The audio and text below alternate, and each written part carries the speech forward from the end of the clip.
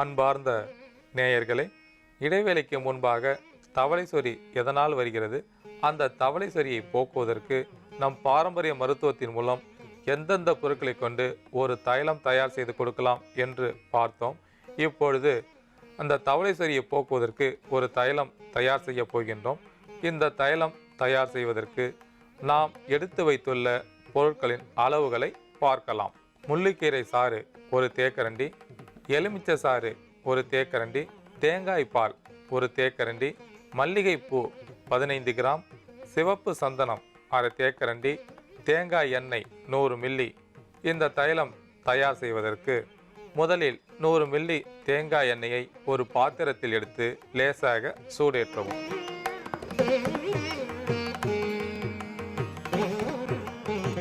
இப்பொழுது முதலில் முள்ளிக்கீரை சாறை சேர்க்கவும். அடுத்ததாக தேங்காய் பாலை சேர்க்கவும்.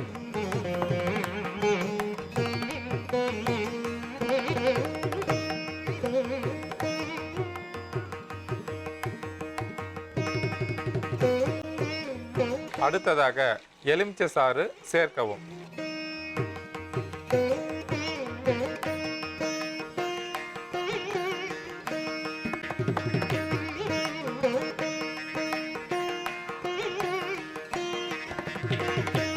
அடுத்ததாக சிவப்பு சந்தனம் சேர்க்கவும்.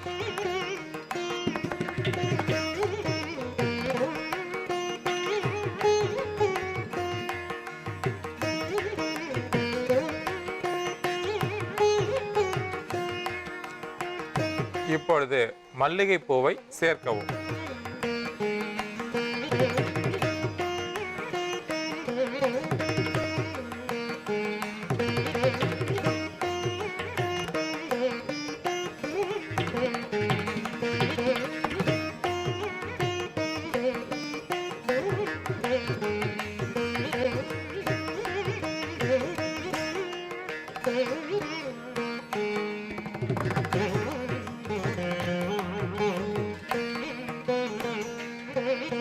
நாம் சேர்த்துள்ள பொருட்களின் ஈரத்தன்மை அதிகமாக இருக்கும்போது நுரை அதிகமாக இருக்கும்.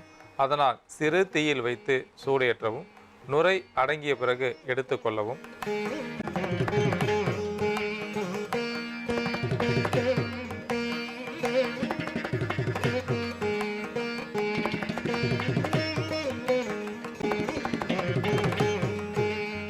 தைலம் தயாராகிவிட்டது. இப்பொழுது வடிகட்டி எடுத்துக்கொள்ளவும்.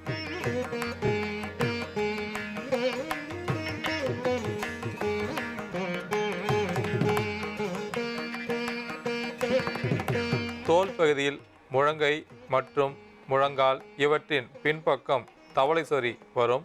ஒரு சிலருக்கு இடுப்புக்கு பின்பக்கம், முதுகு கீழ்ப்பக்கம், நெஞ்சு பகுதியில் இந்த பகுதியில் தவளை சொறி வருவதற்கு வாய்ப்புண்டு.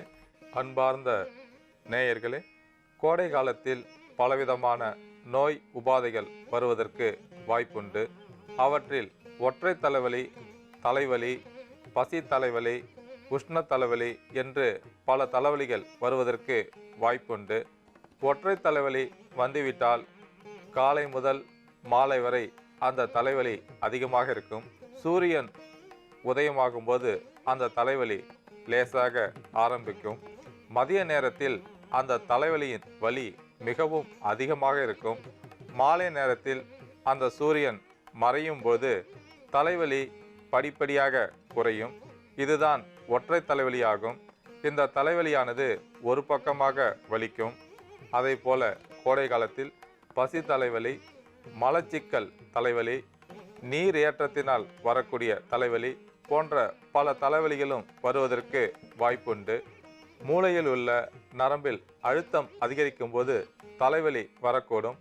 தலைவலி வந்துவிட்டால் நம் வீட்டில் உள்ள எளிதில் கிடைக்கக்கூடிய பொருட்களை கொண்டு ஒரு தைலம் தயார் செய்து அந்த தைலத்தை தலையில் தடவி குளித்து வரும்போது தலைவலி படிப்படியாக குறையும்.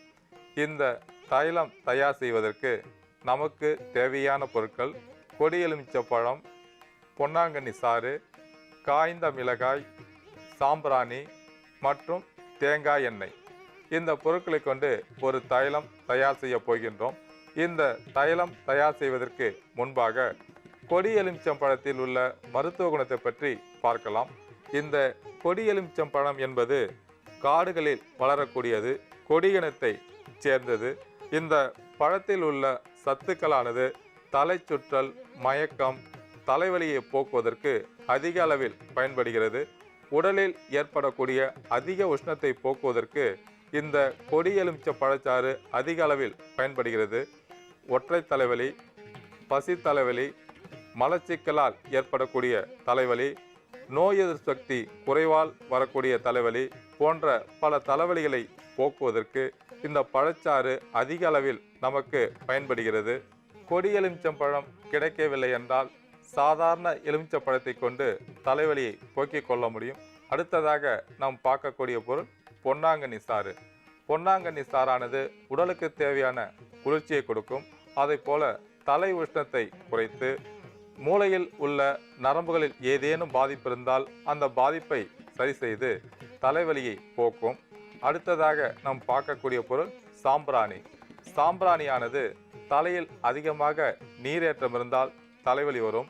அந்த நீரேற்றத்தை போக்கி தலைவலியை குறைப்பதற்கு சாம்பிராணி அதிக அளவில் பயன்படுகிறது. அதற்கடுத்ததாக காய்ந்த மிளகாய், நீரேற்றம், பசி தலைவலி, மலச்சிக்கல் தலைவலி, எந்த பாதிப்புகள் இருந்தாலும் தலையில் ஏற்படக்கூடிய பாதிப்புகளை போக்குவதற்கு மிளகாயில் உள்ள சத்துக்கள் அதிக அளவில் பயன்படுகின்றன. இந்த மிளகாயை தைலமாக தயார் செய்து அந்த தைலத்தை தலையில் தடவி வரும்போது தலைவலி படிப்படியாக குறையும். இந்த பொருட்களை கொண்டு நம் தேங்காய் எண்ணெயில் தைலமாக தயார் செய்து அந்த தைலத்தை தலையில் தடவி வரும்போது தலை உஷ்ணம் படிப்படியாக குறையும். தலைவலி வருவதற்கு என்னென்ன காரணங்கள் இருக்கின்றனவோ அத்தனை காரணங்களையும் சரி செய்து தலைவலியை போக்கக்கூடிய ஆற்றல் தேங்காய் எண்ணெய்க்கு உண்டு. இந்த பொருட்களை கொண்டு ஒரு தைலம் தயார் செய்ய போகின்றோம். இந்த தைலம் தயார் செய்வதற்கு நாம் எடுத்து வைத்துள்ள பொருட்களின் அளவுகளை பார்க்கலாம்.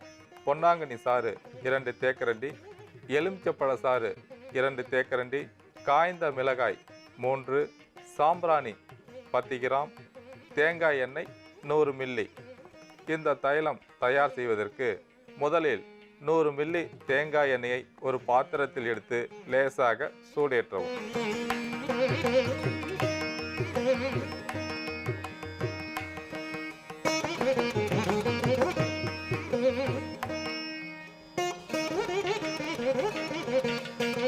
எண்ணெய் இளஞ்சூடாக இருக்கும் சமயத்தில் முதலில் பொன்னாங்கண்ணி சாறை சேர்க்கவும்.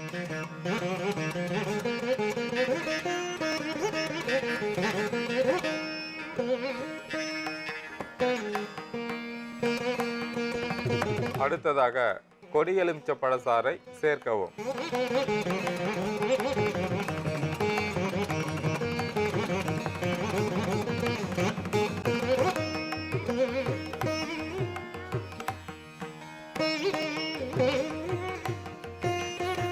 அடுத்ததாக காய்ந்த மிளகாயை சேர்க்கவும்.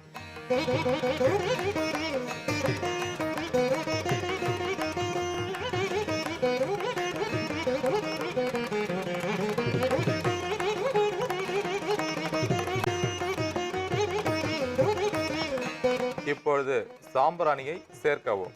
சாம்பிராணியை லேசாக தூள் செய்து சேர்க்கும் பொழுது அந்த எண்ணெயில் சாம்பிராணியில் உள்ள சத்துக்கள் சேர்ந்து ஒரு சுகமான தைலம் கிடைக்கும்.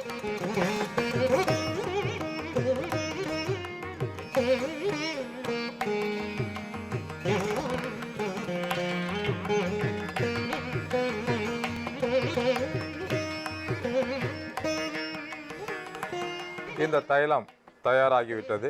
இப்பொழுது வடிகட்டி எடுத்துக்கொள்ளவும்.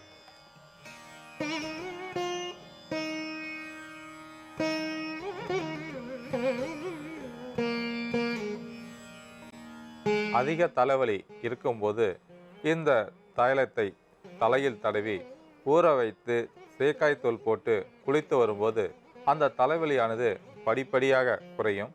இந்த தைலத்தில் மிளகாய் சேர்த்துள்ளோம். இந்த மிளகாயில் உள்ள காரமானது தலையில் எரிச்சல் வருமோ அல்லது முடி கட்டுமோ என்று பயப்பட வேண்டாம்.